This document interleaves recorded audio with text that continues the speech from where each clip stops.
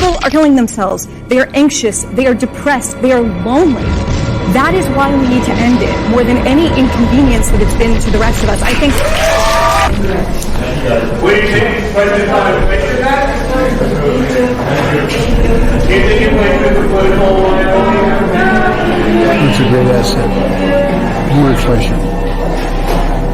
What a stupid son of a bitch.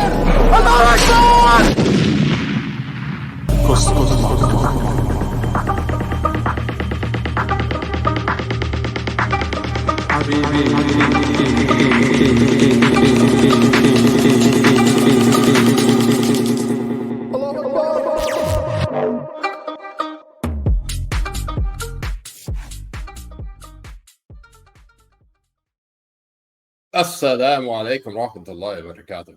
Wa alaikum assalam wa rahmatullahi wa barakatuh.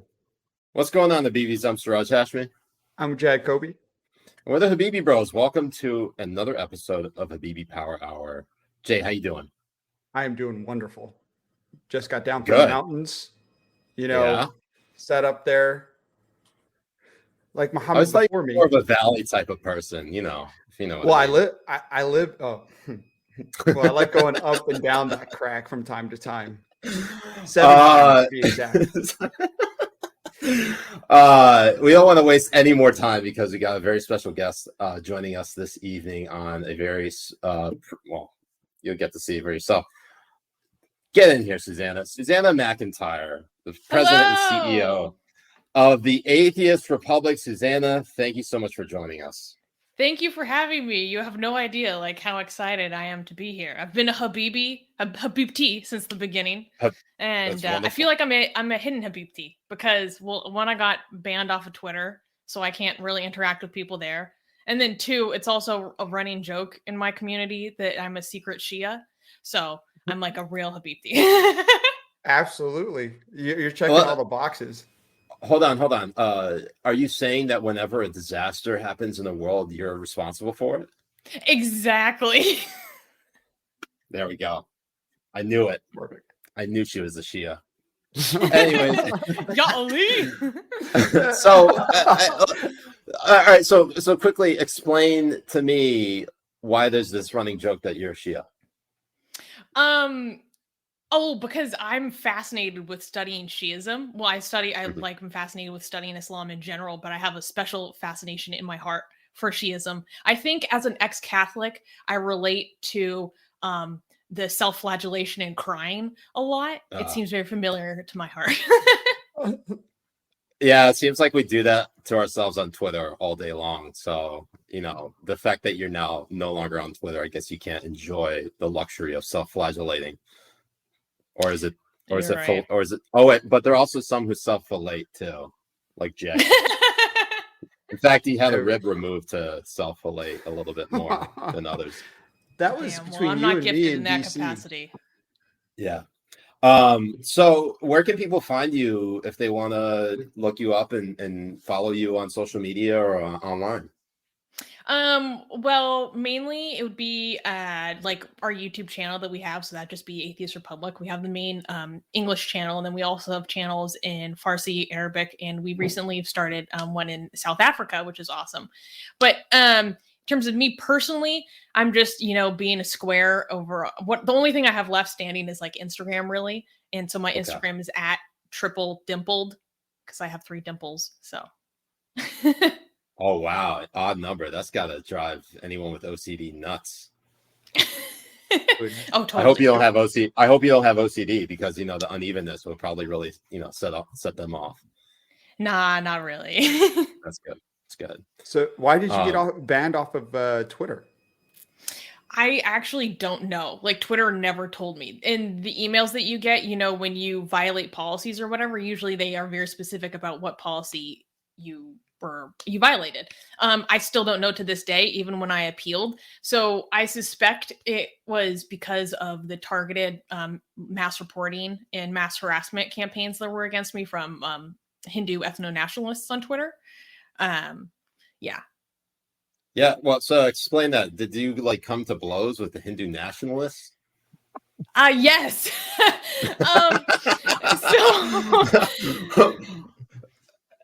It's because of there's a longer story and a longer context, but the short version is that my organization engaged in some blasphemy against the Hindu goddess Kali Ma, and all hell broke loose. We have like police reports filed against us in India because of it. There's an issue with us before the Supreme Court of India, specifically citing our blasphemy as a reason why there should be these like authoritative government bodies to monitor social media and pull hate speech off of platforms a lot sooner, which doesn't sound authoritarian at all. Yeah, it like I could go on for days. It's a huge mess, but basically, yeah, these hardcore Hindu extremists really took that personally, and they haven't stopped going after us since. It's been like over a year and a half now. Man, if only they were Pakistani, you could say they're butt hurt. Oh, who gets that joke? And does anyone get that joke? That's such a niche Pakistani joke right there. What's funny though is that these they're so unhinged. They would accuse me of being Pakistani. Like they have no and I actually became like I've experienced anti-Muslim bigotry through these people because their mentality or their understanding is the only reason why someone would be going after or criticizing Hinduism is because they're a Muslim. So you have criticism of Hinduism, you must be a Muslim, and yeah, I've been subjected to a lot of really vile, disgusting shit because of it. Definitely explains why you're Shia. So they told me that I was an ISI agent, that I'm a secret Catholic jihadi. Like, I'm not even kidding. A Catholic jihadi. I wonder how that would work. That actually sounds amazing. Cool. Right? You know, Susanna, I got to hand it to you. I thought I could fit more things into a Twitter bio over the course of the last few months. You seem to have outdone me in just like the first few minutes of this episode. Are you an incel as well? Actually, lately I've been able to break that. So no. I was just gonna say, because that's basically everyone's been sort of, holding that over me that they can at least say they're not a boomer incel, unemployed boomer incel like me, unemployed gay incel boomerlet, Muslim boomerlet. So.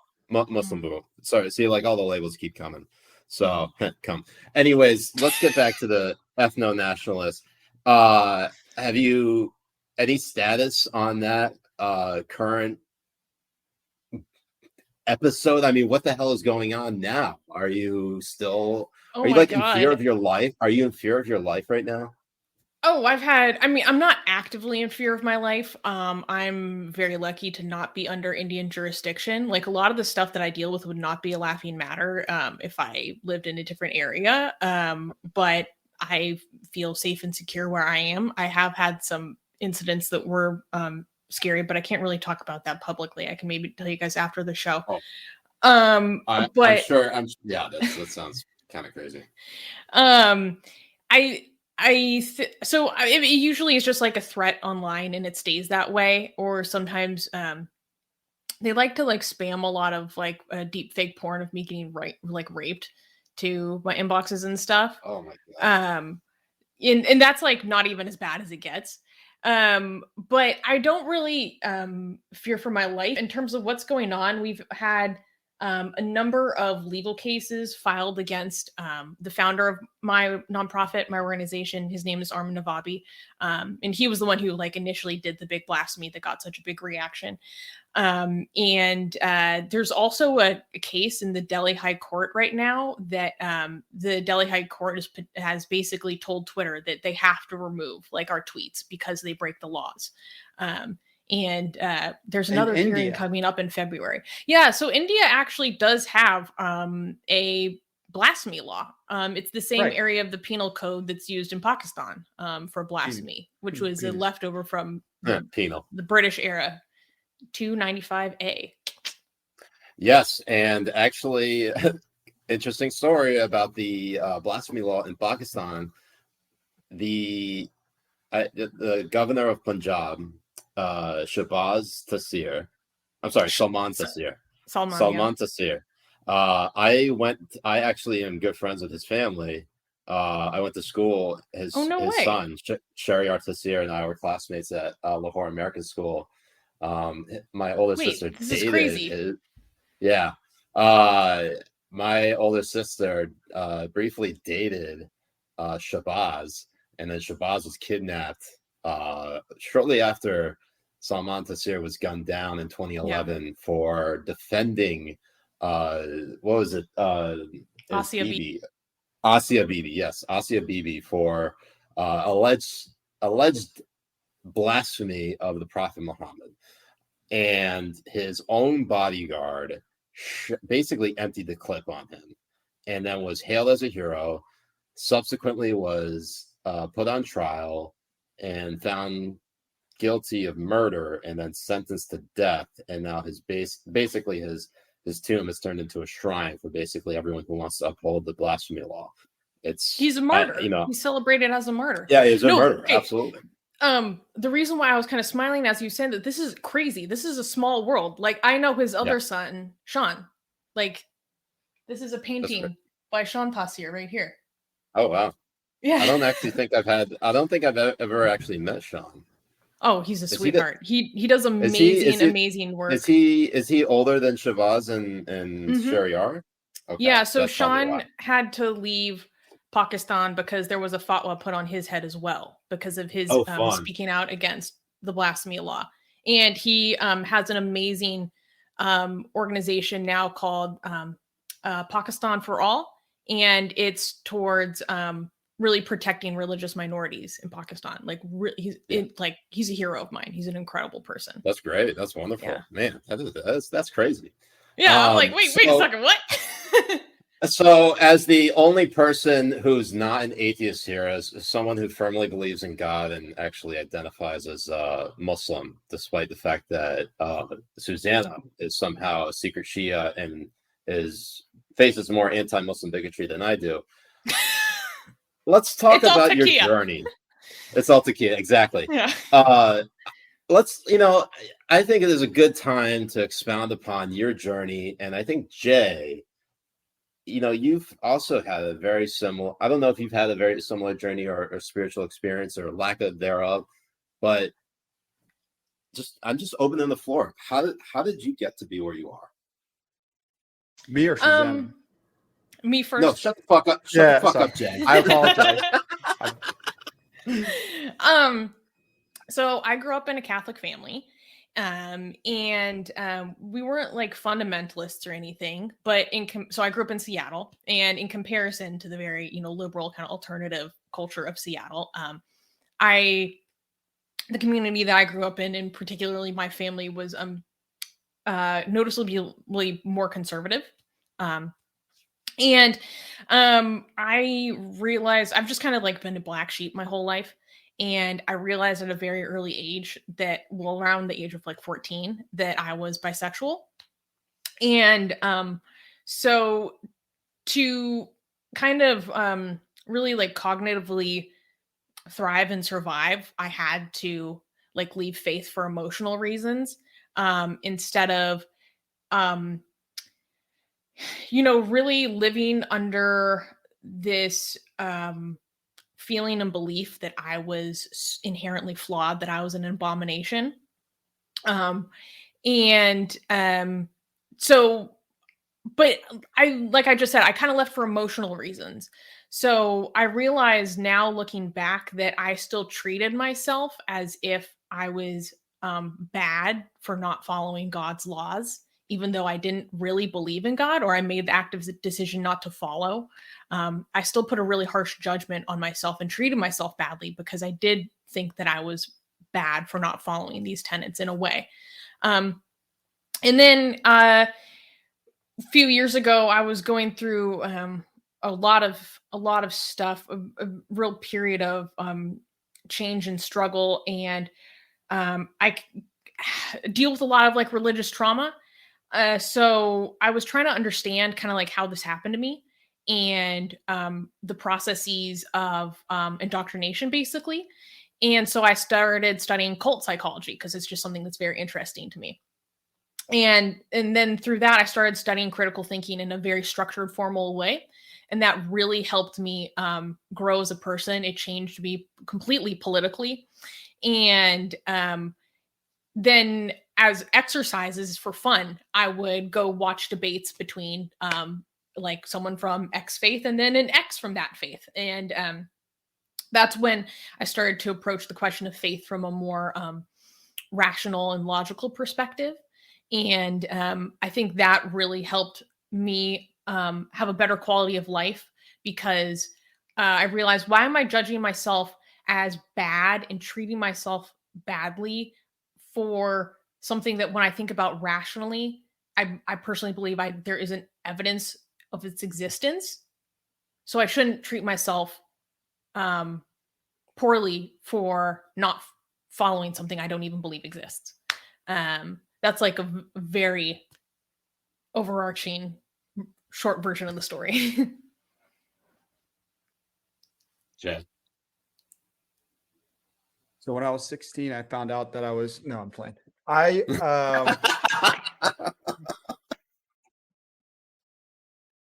When you were 16, you found that you loved abs. Well, yeah, when I was around 16, well, 19 actually. Like I was very I was very Muslim growing up. My dad is still very conservative Muslim. Like he has no idea about me drinking or not being a Muslim or any of that kind of stuff, because he doesn't need to know, and I don't need to hurt him. But it was never really something that I want to say after I turned 20, 21, I just started really asking questions on Islam itself. And there were things that couldn't be answered if it was by like a sheikh, or if it was by my dad, or if it was somebody, because they all say the same type of answers, and there was nothing new to come from a lot of them. And then when I finally moved back to the States, like 8 years ago or something, I had more access to YouTube and to a lot of different information out there, because in Abu Dhabi, it's very restrictive. They don't have debate videos. They don't have videos of, Sam Harris is blocked over there, all that kind of stuff. You can't find anything like that there. And out of all my research, I couldn't find any hadith on the benefits of eating ass, how to eat ass, and why we should. And because of that, like, I honestly felt like I didn't belong whatsoever. There was not one that said, Abu Bakr saw Prophet Muhammad cleaning and preparing ass for dinner. It just didn't happen. So I think it would be a narration from Aisha. Come on. Well, Aisha would have loved it. Absolutely. Oh my god. That's how the fatwa gets put out there in Pakistan. Right. It will be. And also bacon is delicious. Bacon is really good. It's great stuff. Yeah. So I understand I'm out of focus right now, and I guess it's probably for the best, honestly. What is a Habibi Power? What is a Habibi Power Hour without me going out of focus? So well, also it helps when the blasphemy was happening, you go out of focus. That's true. That It's God. I'm now forsaken. Allah is protecting you. Forsaken me. He's protecting you. He's blurring me like you blur images of the Prophet Muhammad. Right. Or how hentai blurs out the bad parts. You mean the face? No, like penises.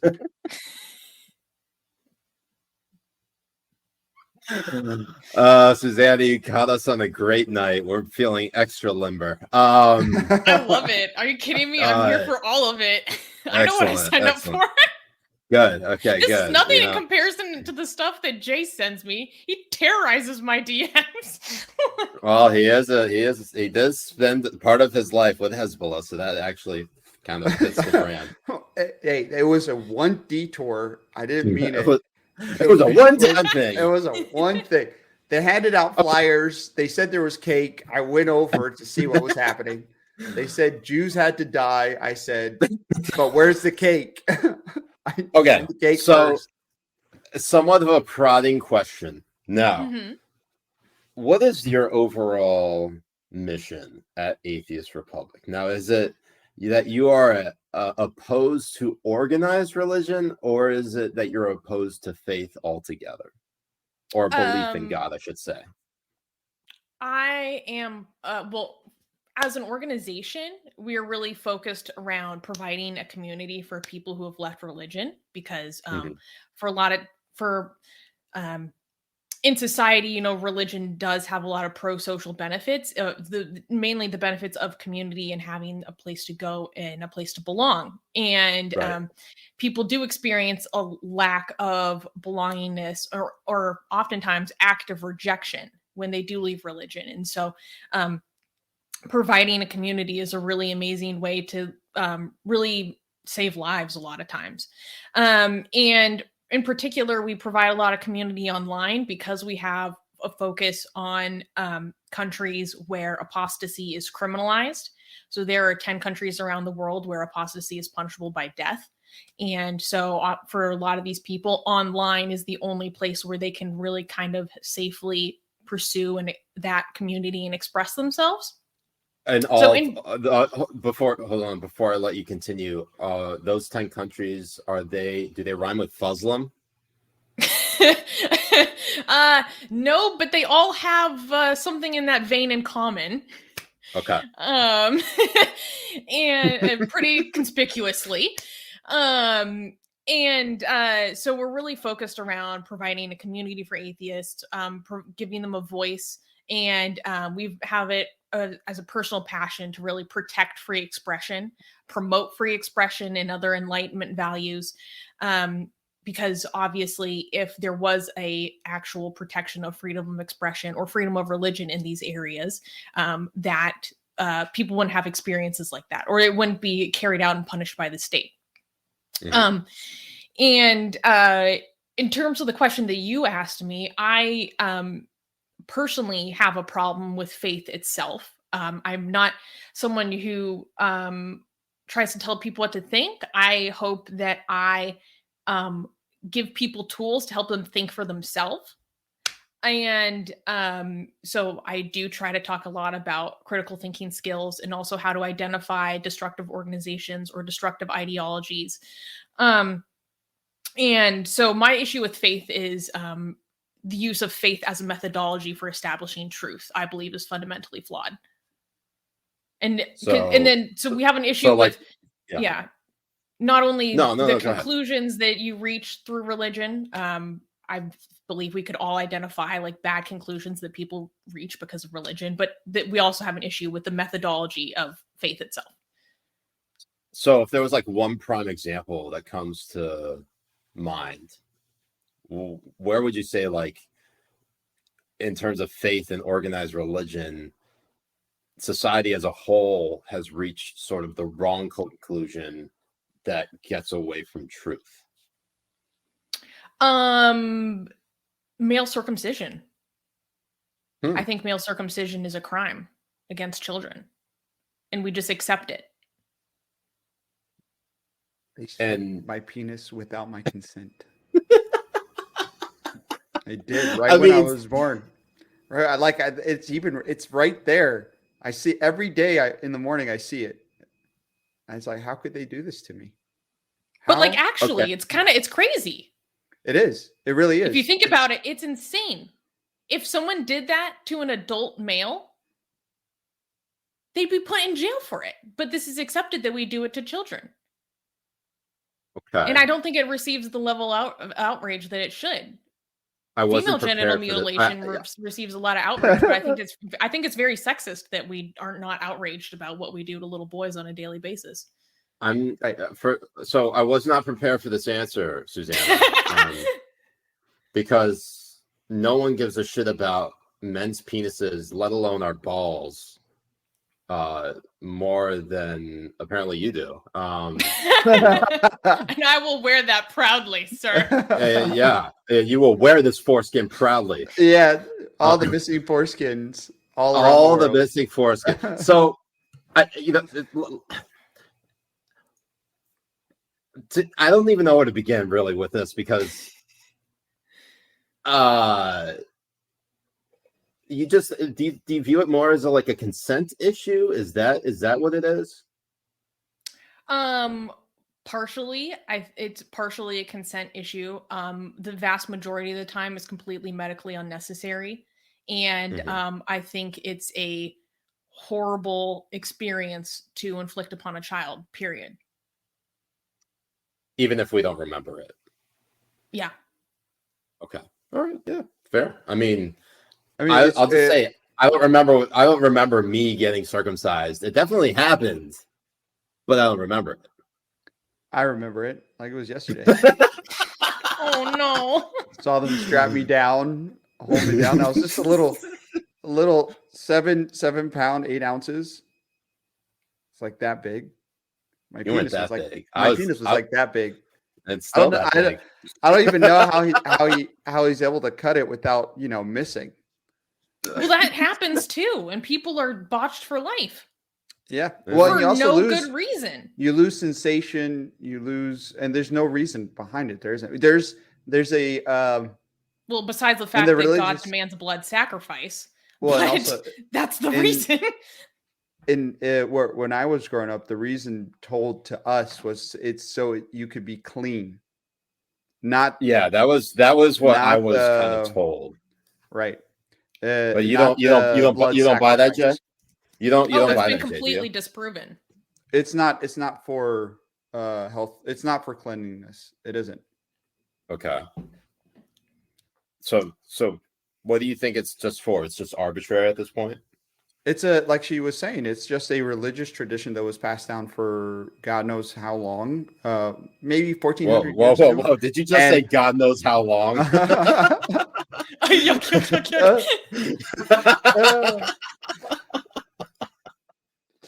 And it's to do with the sacrifice, like she was saying, like blood sacrifice for instead of chopping off Adam's head, he not Adam, sorry, but Adam's son, Isaac. And it's Abraham, sir. Wow. The God of Abraham demands blood sacrifice. It's not Adam? It's Abraham. Well, I mean, it is the God of Adam, but it's also the God of Ibrahim. But Abraham is the father. Yeah, that took him up there. That's right. Yeah, Jesus, Jay. How are you even sometimes you're a better Muslim than me and you're an atheist, and sometimes it really just shows that you just chose that life. And it just depends on what we're talking about. Like Abraham, Adam, I mean, sounds similar to me. I don't know. Yeah.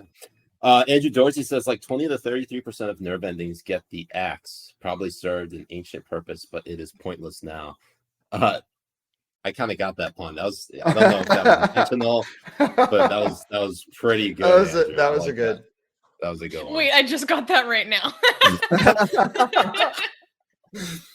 It's pretty pointless. So, but that's interesting. I never really thought of it like that. Probably because how do you get people to care about male circumcision?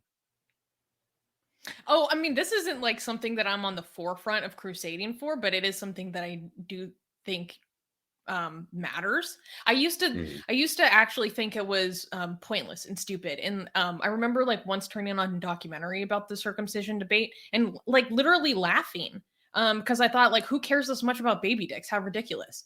But I actually I mean, talk to a pedophile, they certainly care. Right. Like, and people who still have baby dicks like me and Siraj. That's true too. We do care enough about our baby dicks. Exactly. We do. But then I realized like my own hypocrisy, and I realized that was actually like a very sexist attitude. And I realized throughout history, cumulatively, how much suffering has been caused by something that I think is completely pointless and unnecessary. And it really bothers me that people, don't take it seriously. Like all three of us can like automatically think like, oh my God, female genital mutilation. Like, how could you? Like, you know, most places we have a really knee-jerk reaction to that kind of thing. So why is it any different when it happens to an infant boy? That seems wrong to me. Sure. No, totally get it. So kind of a pivot here. Suzanne, I don't know if you were banned on Twitter. When were you banned on Twitter? Do you remember? Almost a year ago. Actually, Okay, I think all right, it was, yeah, like a year ago. So January 6th. So you were storming the Capitol with everyone else. That's there, and the truth comes out. FBI, we got her. Get in here. I mean, they're probably gonna arrest me and Jay first. And I then know, be like, right? They just bust in.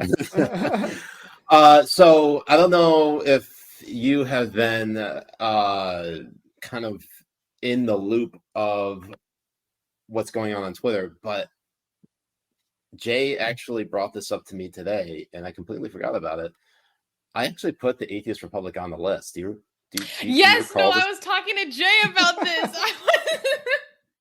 I woke up one morning and I was checking our Twitter and it was like tagged by Siraj Hashmi. I was like, what? The Siraj? And then I saw this. There I it started is. cackling. I sent this to our founder immediately. I was like, we made the list. And there you have it. There's the tweet. You've listed like some of my the directors on my board too, so I'm like, we're making our way through the organization, baby. Wow, amazing! So this was the tweet that made the list. Works so well that it got you banned before you even got listed. I know, right? So this was the tweet that got. Yeah. Oh, go ahead. Okay, so when I saw this, Siraj, I'm not gonna lie, I was like, why did Siraj list us for this? So I'm glad that I have the opportunity to talk to you about this. Yes, please respond. I want to know how you perceived this, and why you thought it was list worthy. Sure. I remember. Oh, I actually have it written down. Oh, you do? So, oh shit. Yeah. This is before I did away with. This is what I did before I completely did away with explanations written down, and I only focused on explanations over a stream. So this is what I said. Specifically, if God didn't exist, we'd have to create him. I think that even if religion did not exist, there would be extremists that would find a cause to believe in, and people would find any justification, specifically extremists, they would find any justification, regardless of whether religion existed or not, to inflict harm on others. And that's why I believe that this missed the mark. Okay, that makes sense to me. I mean, I definitely agree with you as someone who was a little bit of a political militant myself in my past. I think. I mean, as a Shia, that's that makes sense. Yeah. That's interesting. I definitely think I would never say that extremism is exclusive to religion. I was curious about why you listed this. I was wondering if you thought it was in any way like bigoted towards people, in religious people in general, that's or the Muslims thing. Specifically. That's the thing, is because it didn't actually make any reference to Islam. I didn't list it for the reasons that it was that, people normally list, bigotry. I didn't actually find this bigoted. What I did find it was, if you're going to make the argument that it was religion that caused this, I would push back and say, well, extremism comes in many forms outside of religion. And just as I said, if God didn't exist, we'd have to create him, because people need something to kind of put their trust in. And if it's like some overarching, cause, whether it be, say, a fight for freedom, or say a fight to impose tyranny on those you hate, whatever the case may be, something would be used as a reason to justify, say, 9/11, like a killing of innocent people, like those 19 hijackers used Islam on 9/11. And I'm not of the belief that like anytime something happens and a radical Islamic terrorist is the one who's behind it, that I feel like I'm going to receive a ton of backlash. I'm not with Jafar Ali. Okay. I'm just not going to feel like a victim, every corner I turn. And, when 9/11 happened, obviously I felt somewhat vulnerable, but I felt more vulnerable as an American, not as a Muslim. It was only till later that, I feel like I was sort of taught, or these ideas were sort of baked in that, people who shared the same nationality as me hated me simply because of my religion. But ultimately, people didn't really give a shit about Islam until 9/11 happened.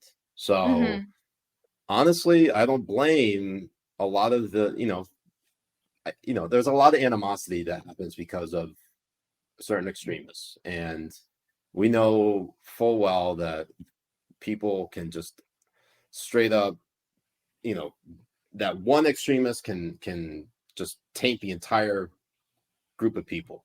And so I know that's not the case here. I mean, like, I know that's the case with 9/11 and how Muslims have been sort of perceived.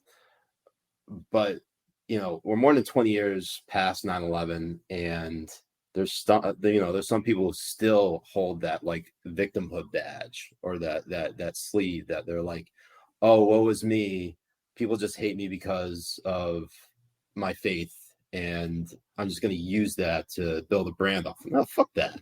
Just live your life. Just try to be like a contributing member of society like everyone else. Try to be normal. No one really gives a shit about your victimhood. No, I appreciate that. I rant. think no, I totally get you. I think that the influence of religious dogma is very apparent in many of these extremist attacks. So I'm not so unnuanced that I think it's completely reductive. I get frustrated when people try to deny the influence of religious dogma in these sorts of attacks altogether. Absolutely. That drives me insane. I totally agree with you on that. So we also, in terms of my organization, or just what I like to talk about in general, is not, we like to just talk about fighting dogma in general. And so that's not always religious. Like we like to really criticize the left for the worst impulses of really illiberal progressivism, or really reductive anti-imperialists or communists. We can fight with communists, but so I completely agree that that religion does not have a monopoly on harmful dogma. It's the denialism that really frustrates me. Here's a question for you, and Jay and I kind of talk about this quite a bit, and I hope we could get your thoughts on this, since your organization has been focused on the religious aspect of these cultish practices, these cultish ideologies. Has politics supplanted religion as sort of the main dogma that people identify with over religion, in your view? Give me a location specifically, like North America? United States. Yeah. United States.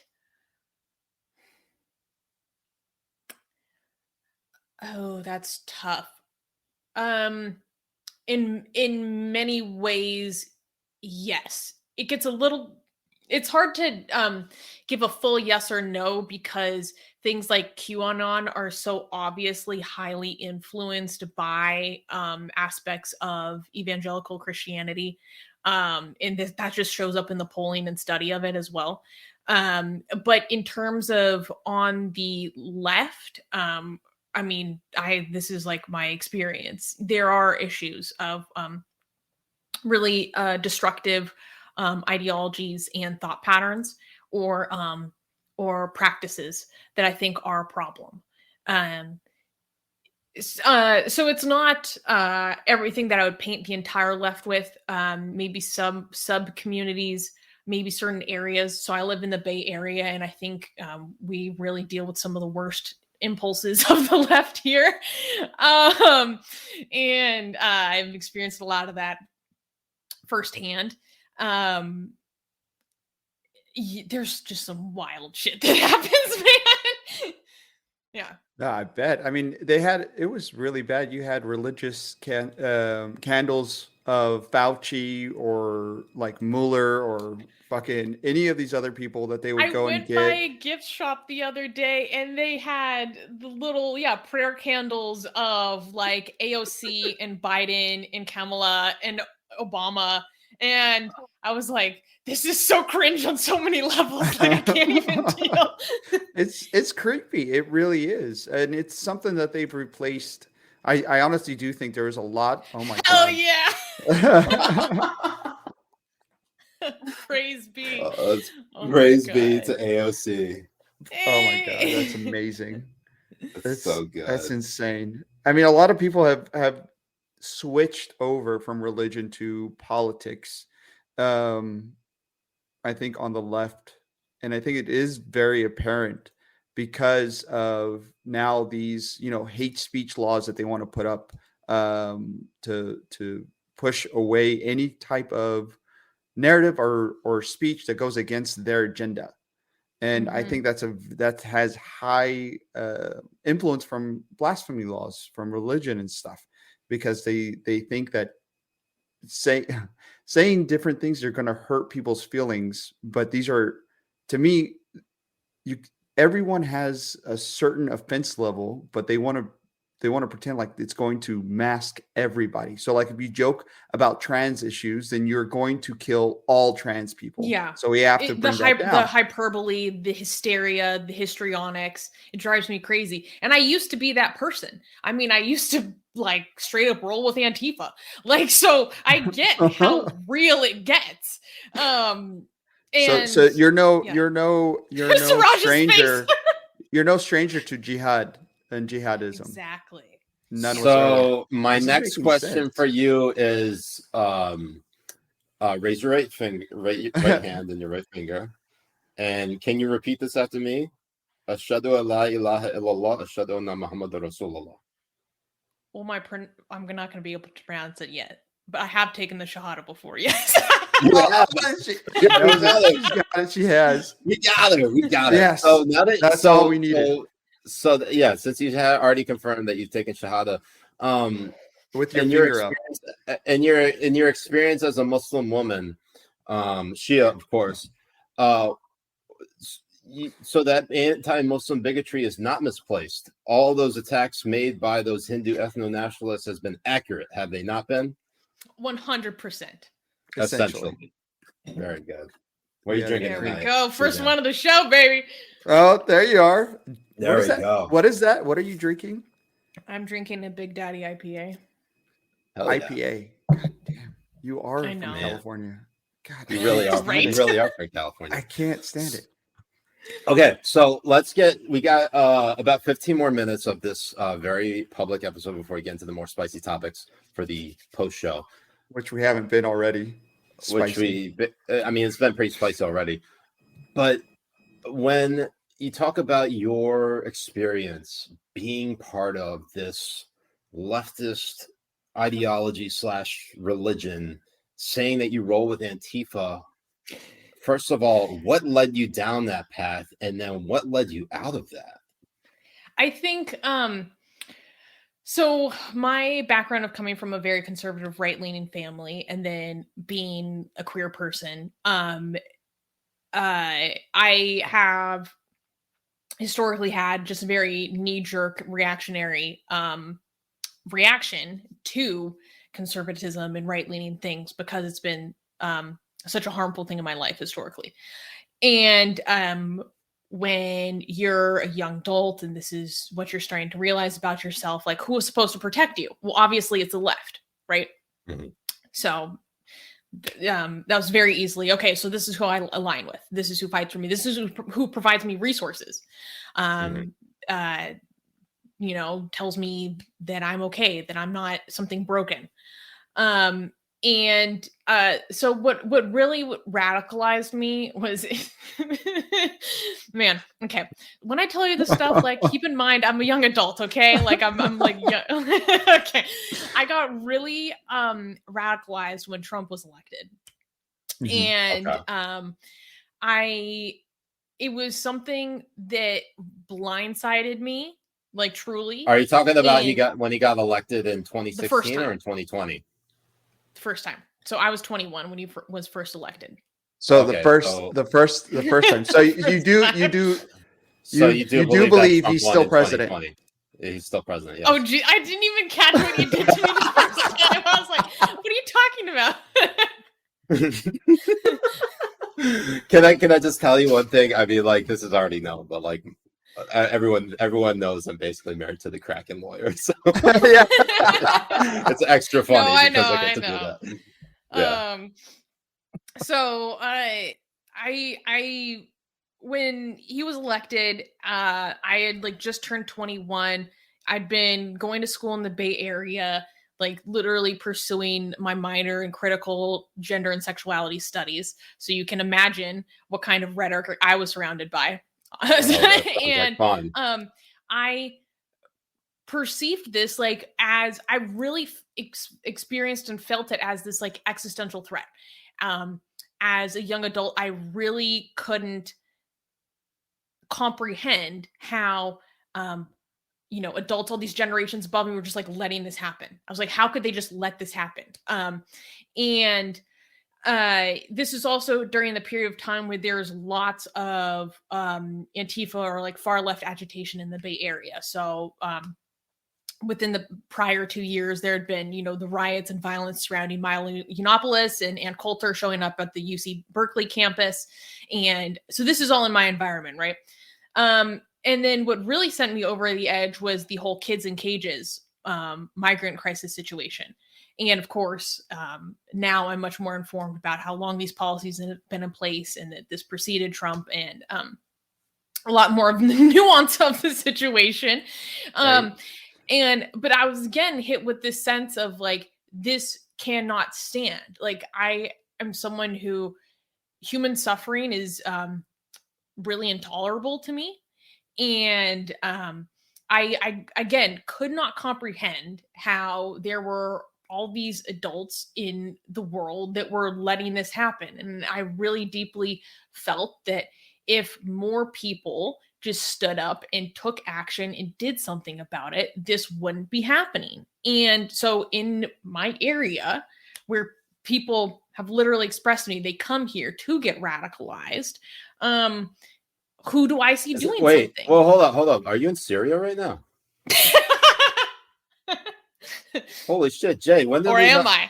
We learned. I mean, Jay, you talking about Abu Bakr al-Baghdadi earlier? I know she's got to be in Iran. She's got to be one of them. That's what it is. Actually, it's also a running joke in my community that I am a secret agent of Tehran. Anyways, in my area, who did I see like really taking action, like showing up, doing something, putting boots on the ground, putting knuckles behind what they believed in? Antifa. It's Antifa. ISIS, yeah. Jihadis. ISIS, yeah. So I wasn't as deep into it as a lot of other people that surrounded me were. They like really lived this as a lifestyle and like a deeply held commitment. I think, people who really live that way, they'd be like, who is this bitch? Like, we don't know her. She doesn't like really run that deep. But I'm lucky. I feel glad that I didn't, because it was so much easier for me to realize that I was being dumb as fuck and getting out. But that experience taught me a lot. It gave me a lot of really interesting perspective.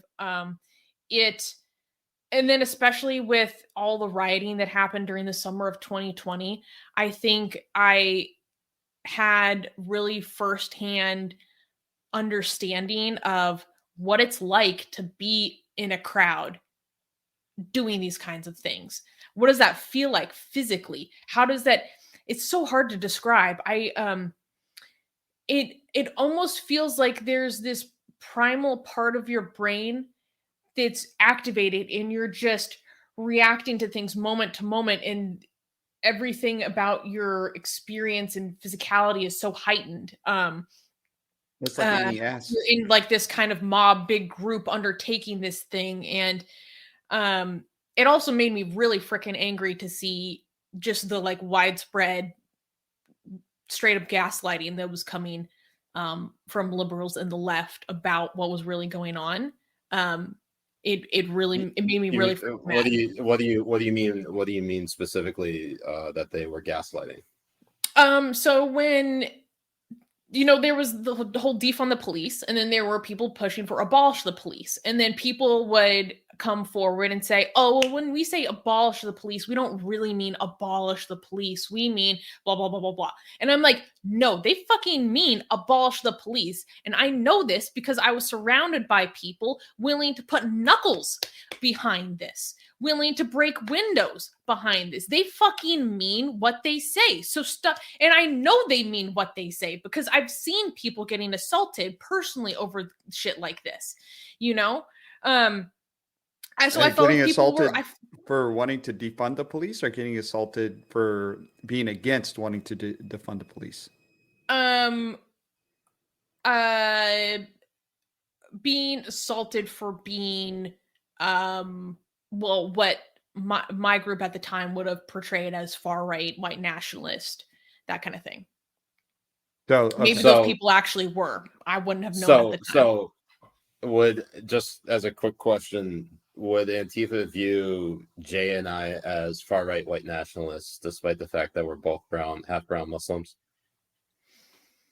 Let me put my hat on for a second. Honestly, probably, yeah. Yeah, I think so too. So, maybe. I mean, have you seen me? Look at this. Yeah, you're white as fuck, bro. I'm white as shit. I mean, you just take this beard off, dude. I'm basically in the Klan. Yeah. It's exactly where where you look like. Well, you also asked me how I got out. Yeah, let's hear that. I want to hear that story. This ties into some of the stuff I was talking before about this period of my life where I was really struggling, where I was studying cult psychology. So I was going through a period of deep mental unwellness, and I think a lot of the radical rhetoric that I was surrounded by really impacted that and enabled that.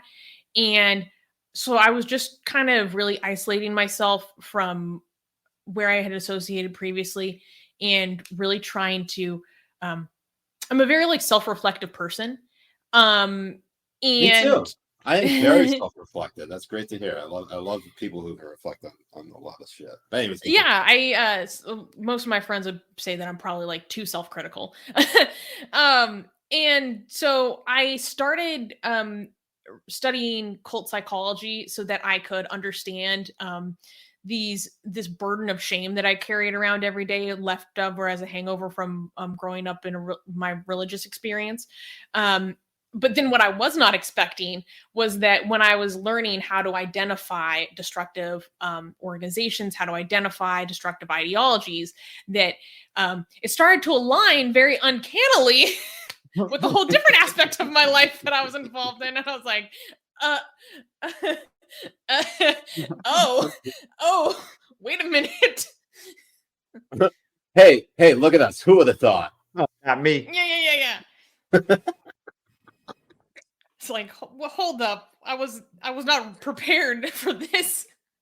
That's exactly what I was how I was thinking when I was in Hezbollah. Because I was like, I just wanted cake. And then they went off and started talking about how we were going to liberate Palestine, and from the river to the sea and all that kind of stuff. So I'm supposed to be here. No cake is worth it. It was good cake. It was good cake.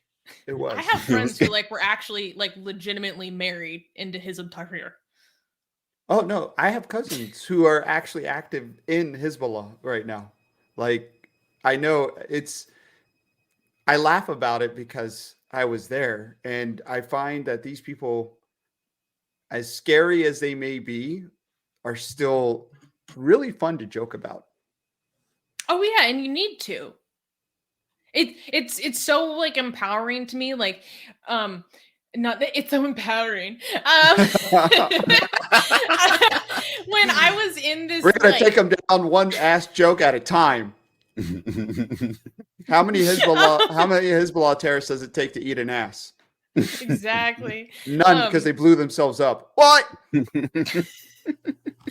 When I was in this really, I think of it as very ideologically brittle, very rigid worldview, very radical, very woke. You couldn't joke about anything.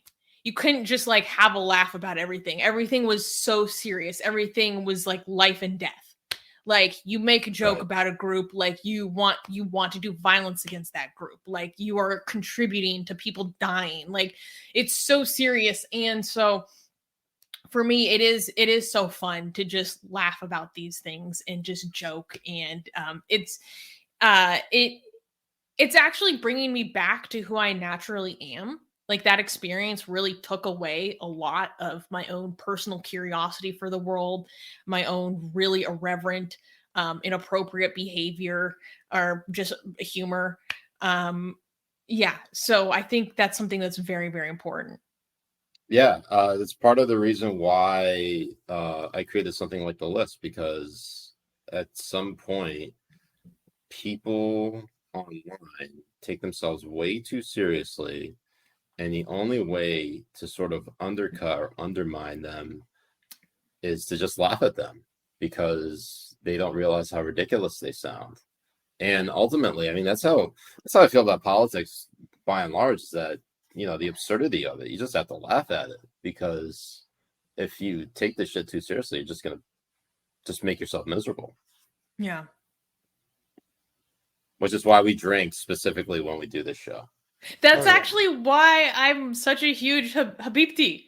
Like I've been a Habibti from the beginning. And I really like you guys because you guys are more right-leaning than I am. And so I try to have a really diverse content diet. One, because I think it helps me argue for my own positions better. And two, just because I'm an interesting, like I'm a curious person.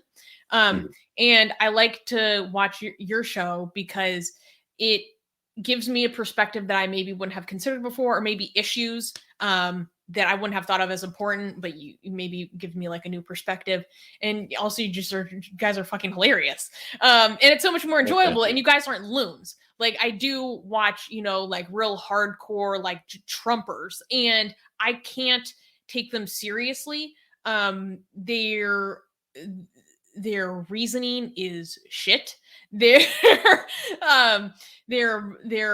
information that they bring to their audiences oftentimes is shit. It's not credible.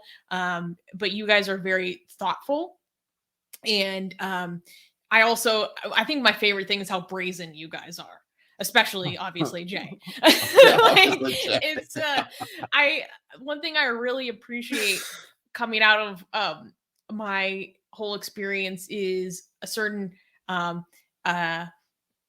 brazenness, outrageousness, provocativeness, particularly from men, because I was just in so many environments where that's seen as inherently toxic and horrible.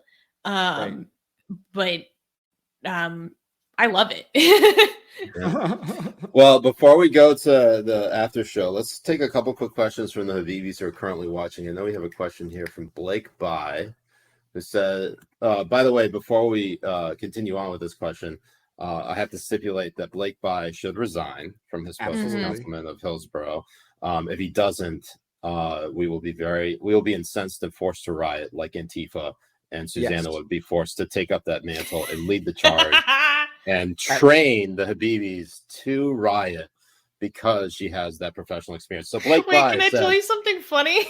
Yeah, let's hear it. When you guys were making, it was several episodes ago, you were making jokes about Blake being bisexual, and I was actually really excited because I was like, oh my God, another bisexual Habibi. And I was like, oh wait. It's just his last name. Yeah. I was like, representation.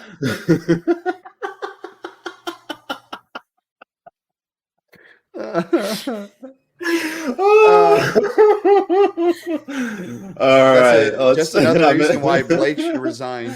That's another reason. Thank you. reason. Thank you for providing that reason. We now have ties to Blake being part of Antifa. Stone cold right there. Guilt by association. Guilt by association. Blake By says, respectfully, Susanna, as an atheist, how do you believe the universe and life was founded? I don't know. And I don't have to know to think that it's beautiful and insane, an incomprehensible, tiny chance of probability for something as exquisite and painful to occur. And because I don't know, I don't think that takes anything away from observing the beauty and awe of that experience. And because I don't know, I don't think that the answer is necessarily anything sentient or intelligent behind it. What I'm hoping for is that God was getting his ass eaten and he farted and the universe was created. Hey, look, I'm blurry again. SubhanAllah. Oh man, Carl Ferris is yet another woman disappointed by Blake. Josh Goldsmith, Blake might be buying for Susanna. Strap on and see. Oh my goodness. So as a follow-up to that question that Blake asked, so you don't necessarily say, and I respect this position of saying, you know, I don't have all the answers, and I'm not expecting you to believe me, but I just don't believe it. I don't believe in a higher power creating all of this. I don't believe in a God or a supreme being. I won't tell you how to live your life, which you've already stipulated. But if you want to be a part of what I believe, which is not believing in this, I will provide those resources for you so you can still feel like you have a sense of community and not be targeted with your life. Right? Mm-hmm. Wait, did Siraj just become an ex-Muslim? No, I'm kidding. I'm so blurry. Allah's protecting me. SubhanAllah. I mean, I actually think like it's okay if I like tell you or make recommendations about how you should live your life. Like I do have opinions on it. I just don't demand it, and I don't you know, tell people that they're going to suffer eternal torture if they don't. So that's a big difference. Yeah. Or that's not the consequence. That's not the consequence in my belief system. So like for me, I guess I have a very forgiving view of people who say go astray. Like I think there is good, I think there's evil, and I think the people who are truly evil, I think those people be punished. But I think for everyone else, there's like some middle ground. There's like basically some gray area where, you know, people fuck up all the time. It happens. Like I'm not perfect by any stretch of the means. I am, if anything, I am probably like the black sheep of my family, simply because I just don't share. You're not a doctor or a lawyer. I'm not a doctor or lawyer. I married a Jew who's you can't do math. I can't do math. I am blurry all the time. I'm a boomer, and I just get into fights with people online all the time, and I'm unemployed. So, but that being said, I still consider myself a devout Muslim, even though most people would probably call me an apostate or a heathen, or just say that I'm not a Muslim. Do you think there's any room in the world for people like that? I mean, like, Susanna, what I'm asking you is, would there ever be a time in your life that you could foresee not becoming religious, but simply acknowledging that there is a higher power, or acknowledging that there is a God or a supreme being that is, say, in control of all of this? Like that it's not just all random, it's not all chaos. At this point in my life, I don't think I would be moved to hold that position unless I was given some pretty substantive evidence. Okay, so like money. Okay, so if CARE hired you for double your salary at Atheist Republic, you convert to Islam again? Again, she was a Catholic. She said she took Shahada. She did. So, and she never denounced it. So That's- she Well, still Jay, is you Muslim. should know Still that she's still technically Muslim, yeah. we're all born Muslim, you know, but That's we're led actually astray. true. Exactly. We're corrupted. That's so I would just exactly be right. reverting. Okay, I'd be coming home. That's true. We've all been taken out of Adam's, I think it was Adam's rib altogether, and we swore a covenant to God before being born. Exactly. Every human Well- being in the world, existing or not. Well, So really, if you're not Muslim, you're all ex-Muslim. exactly. that's all true. So we're gonna Think take about this it. over to our bonus content behind the paywall. So if you want to stick around, go ahead and subscribe to us on Patreon, patreon.com/Habibi Bros, and watch the rest of the episode on there.